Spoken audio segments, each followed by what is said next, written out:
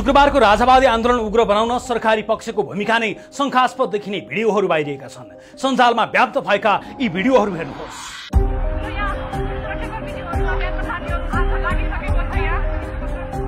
सडकको डिभाइडरमा उभिएका सबिन महर्जनको प्रहरीको गोली प्रहारबाट मृत्यु भएको छ।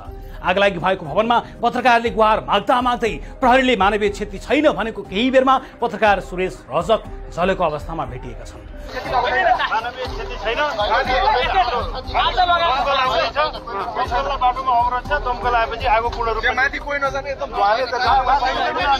सडक छेउबाट प्रहरीले गोली चलाउनु, दुर्गा प्रसाई कार्यक्रम स्थलमा नपुग्दै प्रदर्शनकारीमाथि टियर ग्यास प्रहार हुनु। हामी आउनुभन्दा पहिले टियर ग्यास हानेको छ, गोली हानेको छ। म कोटेश्वरमा आइपुग्दाखेरि खोजेको हो सरकारले। किन तर्साउने? हामी हाम्रो आमसभा गर्न नपाउने होइन, कुचिने गरी होइन हो नि त। हाम्रा मान्छे घाइते भएका छन्। घर माथिबाट पो ग्यास फ्याँकिरहेको छ त। यो त अपराधीको कथा हो, त्यसले त लडाइ नै पो लडो त। कार्यक्रमको सुरुमै राष्ट्रिय गान बज्दै गर्दा स्टेजमै टियर ग्यास फालिनु।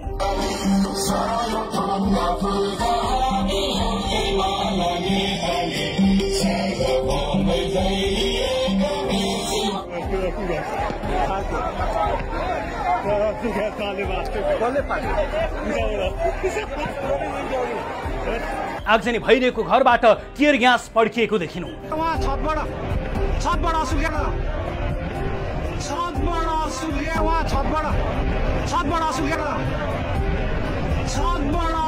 ढुङ्गा प्रहार गरिरहेका प्रदर्शनकारीलाई प्रहरीले सिंगल भिड्न आह्वान गर्नु।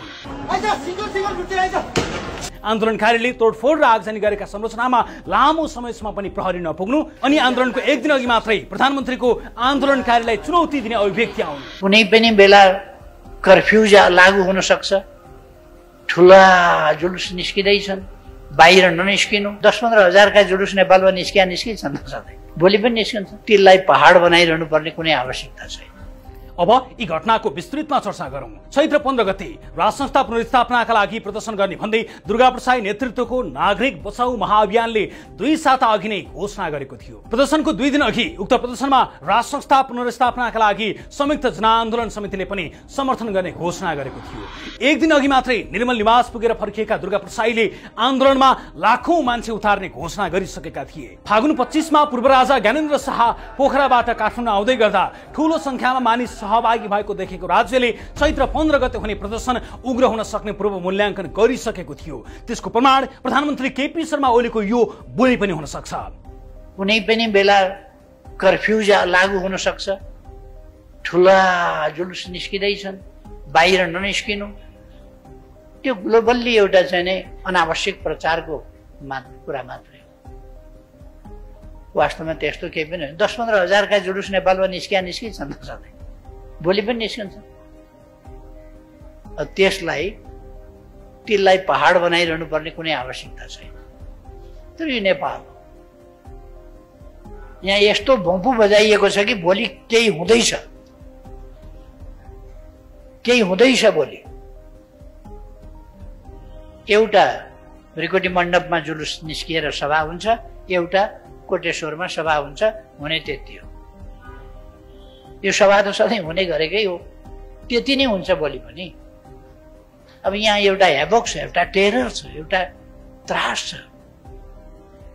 के नै हुन्छ त्यस्तो केही होइन। तर भोलिपल्ट प्रधानमन्त्री केपी शर्मा ओलीले भने जस्तै मात्रै भएन, उनले हुन्न भनेको जति सबै भयो। प्रधानमन्त्रीले भने जस्तै यो प्रदर्शन तिल मात्रै रहेन, उनले हुन्न भनेको पहाड जत्रै भइदियो। उनले भने जस्तै रिकोटी मण्डपमा सभा त भयो, तर उनले भने जस्तै तिनकुनेमा सभा हुनै पाएन, किनकि सभा सुरु नहुँदै राज्यले स्टेजमा असुर ग्यास हान्यो, त्यो पनि राष्ट्रगान बज्दै गर्दा।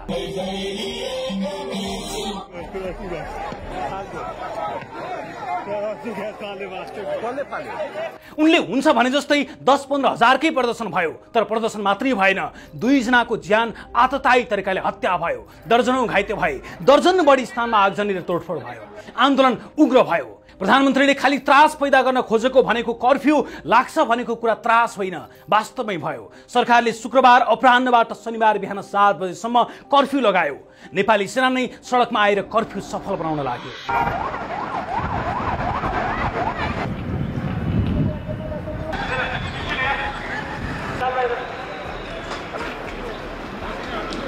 त्यसो भए राज्यले आफ्नो औपचारिक 4 संयन्त्रको इन्टेलिजेन्सको सूचना पत्याएको थियो, तर त्यसअनुसार सुरक्षा तयारी गरेको थिएन वा जानाजान आन्दोलन उग्र बनाउन राज्यले नै सहयोग गरेर आन्दोलनकारीलाई ब्याकफायर गराउने रणनीतिमा थियो।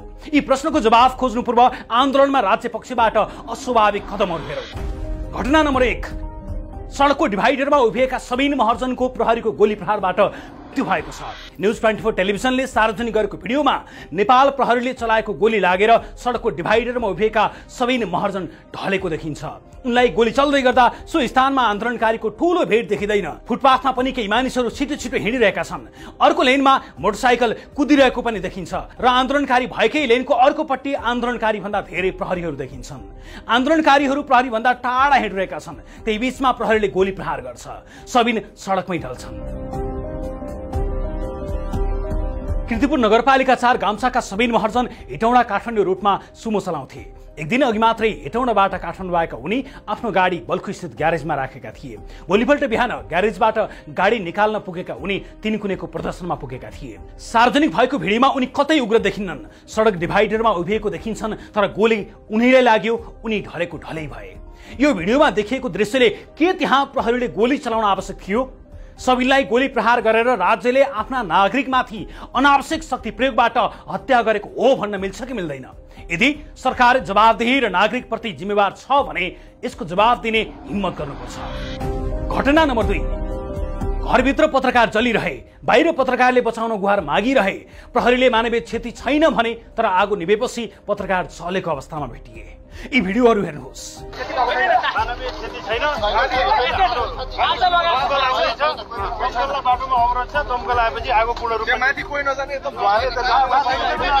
सार्वजनिक भएका भिडियोमा पत्रकार सुरेश रजक फुटेको झ्यालबाट भित्र छिरेर दृश्य कैद गरिरहेको देखिन्छ। त्यसको केही बेरमा मोबाइलमा उनले केही हेर्दै हुन्छन् भने राजावादी प्रदर्शनमा सहभागी मध्येका केही व्यक्ति आगो लागेको छ भन्दै तल झर्दै गरेका छन्। उक्त भिडियो सुरेश भएको भन्दा अर्को कोठामा आगो लागिरहेको देखिन्छ।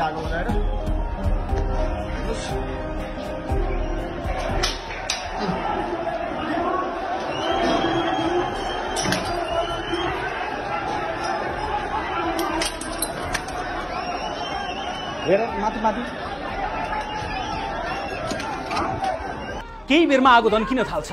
सोही भवनबाट झरेर बाहिर आएकी एक प्रदर्शनकारीले आगो लागिरहेको छ, पत्रकार त्यहाँ भित्र छन् भन्दै बचाउन आग्रह गर्दै फेसबुक लाइभ समेत गरिरहेको देखिन्छ।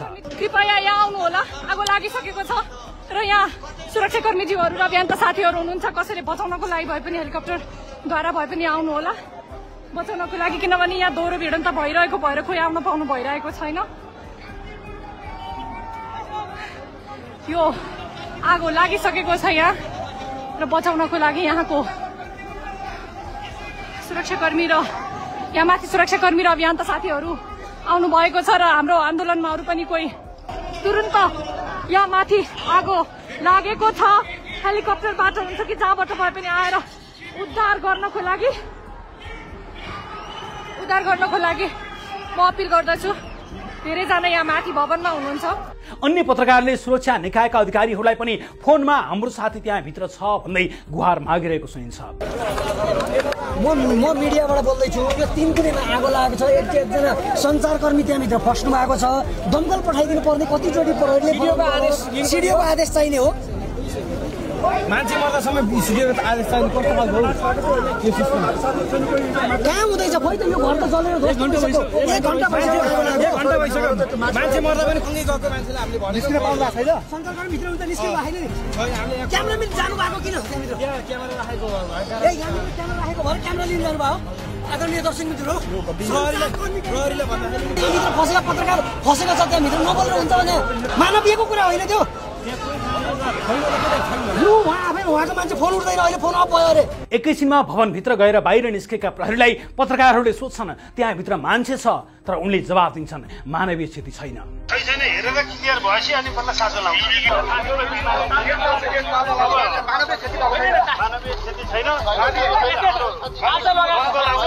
यसको केही बेरमा आगो निभेपछि रजकको शरीर चिन्न नसक्ने अवस्थामा जलेको अवस्थामा भेटिन्छ। घटना नम्बर 3, स्टेजमै प्रहरीले किन फ्याँक्यो टियर ग्यास? यो भिडियो हेर्नुहोस्।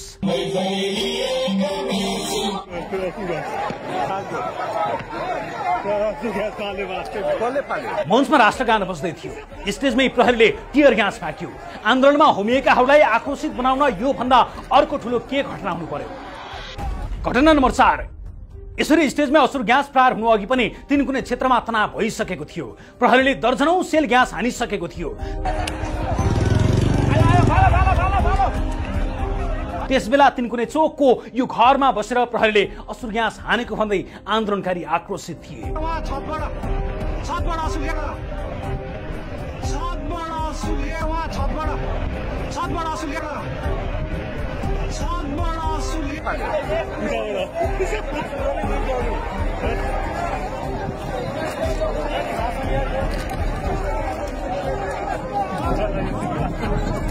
उनीहरू यो घरमा प्रवेश नै गरेका थिए। ठूलो संख्यामा प्रहरी परिचालन भए पनि यो घरलाई प्रहरीले घेरा हाल्न सकेको थिएन। आन्दोलनकारीहरू घरभित्र छिरे। त्यस क्रममा लुटपाट समेत भएको थियो। केही बेरमा आगजनी भयो। आगजनी हुँदै गर्दा घरबाट असुर ग्यास पड्किएर उछिट्टिएका दृश्यहरू सार्वजनिक भइरहेका छन्।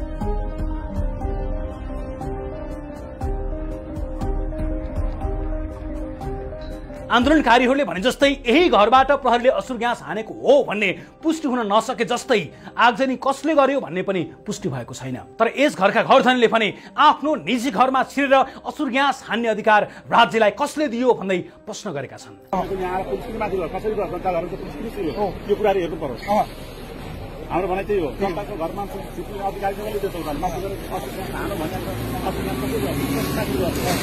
घटना नम्बर 5। दुर्गा प्रसाई कार्यक्रम स्थलमा आउनु पूर्व नै भिड तितर बितर पार्न असुर ग्यास प्रहार।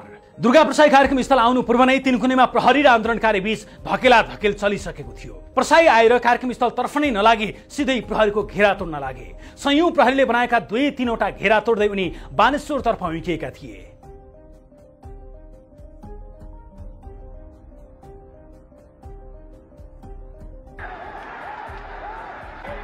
तर प्रहरीलाई पेलेरै अघि बढेका प्रसाईलाई प्रहरीले रोक्न कुनै पनि विकल्प नै प्रयोग गरेन वा चाहेन।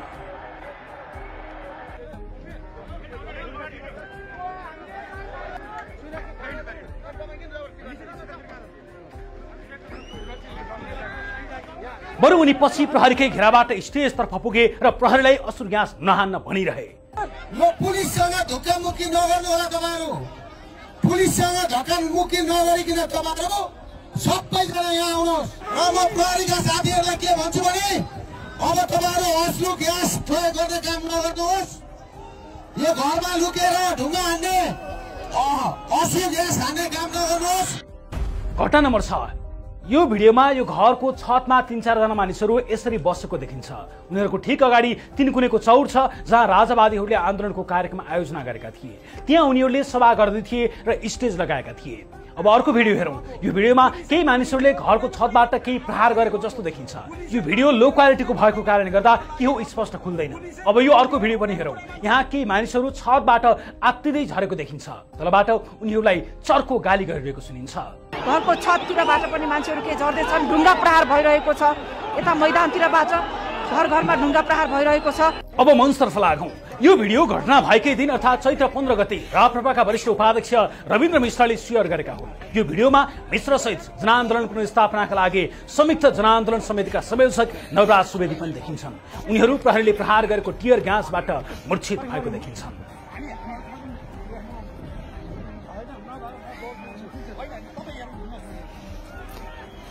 अघिल्लो भिडियोमा दुर्गा प्रसाई देखेका छैनन्। अब दुर्गा प्रसाई मञ्चमा भएको यो भिडियो हेरौं।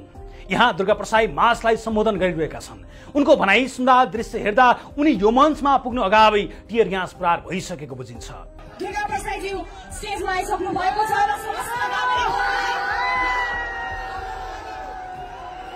म प्रहरीका साथीहरूलाई के भन्छु भने अब तपाईहरु असलु ग्यास प्रयोग गर्ने काम नगर्नुहोस्।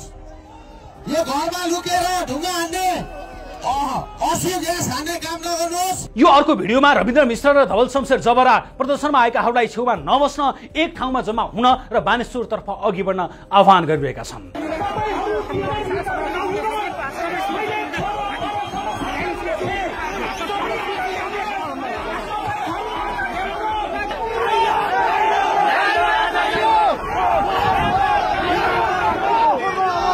हाल फरार रहेका उक्त प्रदर्शनका कमान्डर रहेका दुर्गा प्रसाईका अनुसार उनी कार्यक्रम स्थलमा आइपुग्नु पूर्व नै प्रहरीले टियर ग्यास हानिसकेको थियो।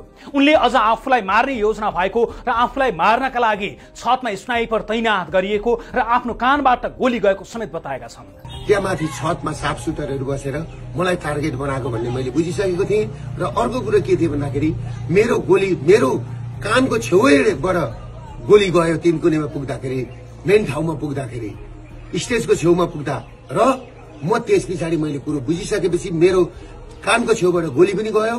फेरि अर्को कुरा के भन्दाखेरि तपाईहरुको मेरै गाडीमा आएर टियर ग्यास खसिसकेपछि त्यस पछाडि म उत्रेर मेरो ड्राइभरलाई निकालेर म आफै गाडी चलाएर यिनीहरूले मलाई मार्दै रहेछन् र यिनीहरूले मलाई कि त थुन्नु पर्यो गुन्जालो, जो पेरुको गुन्जालो बनाउने, या त बनाएर मलाई कि त थुन्नु पर्यो कि त मार्ने षड्यन्त्र गरेको मैले बुझिसकेपछि मेरो अन्त कहीँ उपाय नभएर म पुलिसको ब्यारिकेड तोडेर सुरक्षित स्तरतिर म पुगेको थिएँ र म पुगेको हुँ। त्यस्तै अहिले आफ्नै घरमा नजरबन्दमा रहेका राजतन्त्र पुनर्स्थापनाका लागि संयुक्त जनआन्दोलन समितिका संयोजक नवराज सुवेदीले आफू स्टेजमा पुग्नु अघि नै प्रहरीले हमला गरेको बताएका छन्। त्यसमा सुरुदेखि नै हामीलाई प्रशासनबाट अत्याचार भयो, छिटो बिचो भयो। म गाडीबाट बनाएको मञ्चमा जानको निम्ति ओर्लिँदाखेरि नै टियर ग्यास प्रहार गरियो 3-4 राउन्ड। त्यसपछि मञ्चमा गएपछि 10औं राउन्ड टियर ग्यास प्रयोग गरियो। मैले त्यहाँ बोल्न पनि पाइनँ, त्यहाँ बस्न पनि सकिनँ। त्यस्तो किसिमको वातावरण सिर्जना भयो। त्यसले जनमानसमा आक्रोश पनि आयो र त्यो टियर ग्यास पनि एउटा घरको छतबाट हानियो। त्यसबाहेक तिनकुने घटनामा राज्यले केही गम्भीर लापरवाही गरेको विषय विज्ञहरूले बताउन थालेका छन्। त्रिभुवन विमानस्थल नजिकै विमानस्थलका लागि आयल निगमको डिपो नजिकै कार्यक्रम स्थल तोकिदिनु, आन्दोलनकारी भन्दा ठूलो संख्यामा प्रहरी परिचालन हुँदा पनि 3500 भनिएका आन्दोलनकारीलाई समेत व्यवस्थित गराउन नसक्नु, सुरक्षा पोर्टुगल बाहिर गएर अग्ला भवनमा बसेर टियर ग्यास हान्नु, दुर्गा प्रसाईलाई ब्यारिकेड तोड्दा पनि नियन्त्रण गर्न नसक्नु, यी घटनाहरू त भए राज्यका तर्फबाट देखिएका शंकास्पद घटनाहरू। राज्य पक्षबाटै प्रत्यक्ष अप्रत्यक्ष रूपमा मलजल भएको आन्दोलन उग्र हुँदा नभएको चाहिँ के बाँकी रह्यो? निजी घरमा आगजनी, सरकारी संस्थानमा आगजनी, राजनीतिक दलको कार्यालयमा आगजनी, मिडिया हाउसमाथि ढुङ्गा मुडाएर आगजनी, लुटपाट सबै भयो। यी सबै घटनाको जिम्मेवार प्रदर्शनलाई नेतृत्व गरेको समूहलाई लगाइएको छ। प्रधानमन्त्री केपी शर्मा ओलीले त आज रोस्टममै उभिएर यी घटनामा पूर्व राजा ज्ञानेन्द्र शाहलाई जिम्मेवार बनाउने बताए। यसमा पूर्व राजा शाहले पनि उन्मुक्ति पाउनुहुन्न। आपराधिक घटनामा संलग्न कसैले पनि उन्मुक्ति पाउनुहुन्न। सबैले यस देशमा सबैले संविधान मान्नुपर्छ, व्यवस्था मान्नुपर्छ। हल्ला गरेको भरमा राजनीति र संसद सबैलाई अवरोध गर्ने काम गर्न मिल्दैन। यसअघि उनको पार्टी नेकपा एमाले सत्तारूढ दल नेपाली कांग्रेसले पनि यस घटनामा पूर्व राजालाई नै जिम्मेवार बनाउनु पर्ने बताउँदै आएका छन्। पूर्व प्रधानमन्त्री बाबुराम भट्टराईले त राजालाई बयान नै लिनुपर्ने बताएका छन्। तर राप्रपाले भने यो घटनामा राजालाई नजोड्न चेतावनी दिएको छ। उसले यस घटनाको जिम्मेवार सरकार भएको बताउँदै आएको छ। छतमाथि बसेर मञ्चमा किन म्याद सकिएको अश्रु ग्यास बर्साइयो, किन माथिबाट गोली हानियो, त्यसको जवाफ चाहिन्छ। र मसँग समय छैन, म अनुशासनपूर्वक आफ्नो समयमा आफ्नो कुरा टुङ्ग्याउँछु। म त्यस विषयमा सरकारको र सबै विश्व समुदायको मानव अधिकार जगतको म ध्यान आकर्षण गर्न चाहन्छु कि न्यायिक छानबिन आयोग गठन होस् र दोषीहरूलाई कारवाही होस्। घटनामा ज्यान गुमाएका 2 जनालाई शहीद घोषणा गर्न माग गरेको छ भने सबै क्षेत्रको जिम्मेवार राज्य हुनुपर्ने भनेको छ। जे होस्, तिनकुने घटना अब सरकार र आन्दोलनकारीले एक अर्कालाई आरोप प्रत्यारोप गरेर मात्रै टुङ्गिन हुँदैन। आन्दोलनकारी र राज्य पक्ष दुवैबाट भएको अमानवीय घटनाको स्वतन्त्र छानबिन हुनुपर्छ। दोषी देखे राज्य र आन्दोलनकारी जोसुकै होस् कारवाही हुनुपर्छ।